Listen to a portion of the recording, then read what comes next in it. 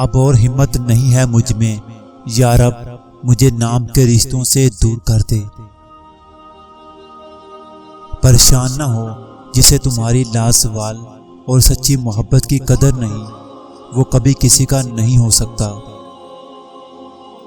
اور عورت اگر ہمت کر لے تو پورے خاندان کو دیندار بنا سکتی ہے۔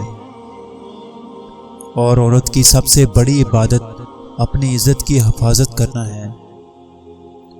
اب اور ہمت نہیں ہے مجھ میں، میرے مولا مجھے نام کے رشتوں سے دور کر دے۔ اور ہمارے دل کی سختی کا عالم تو یہ ہے کہ ہمیں موسیقی رلا دیتی ہے مگر تلاوت قرآن نہیں۔ رسول اللہ صلی اللہ علیہ وسلم نے فرمایا، سب سے افضل عمل اللہ کے واسطے محبت کرنا اور اللہ ہی کے واسطے دشمنی رکھنا ہے۔ پریشان ہو، یقیناً تم نے نماز اور قرآن چھوڑ رکھا ہے۔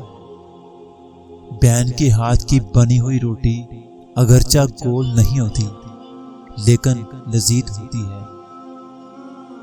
خوشبو بتایا کرتی تھی کہ حضور صلی اللہ علیہ وسلم یہاں سے گزرے ہیں۔